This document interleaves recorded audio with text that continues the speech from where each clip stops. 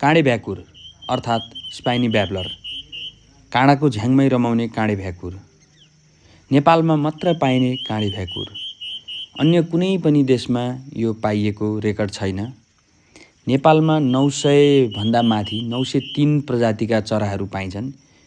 ती चरामध्ये यो काँडे भ्याकुर मात्रै एउटा चरा हो जुन नेपालमा मात्र पाइन्छ।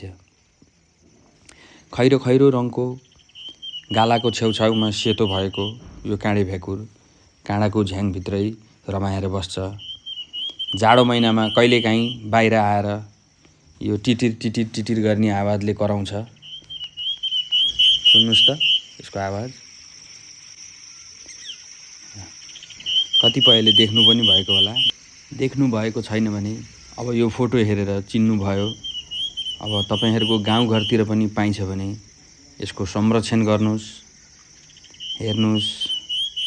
यो प्राय काँडाको झ्याङ भएको ठाउँतिर, बाक्लो झाडीतिर हुन्छ।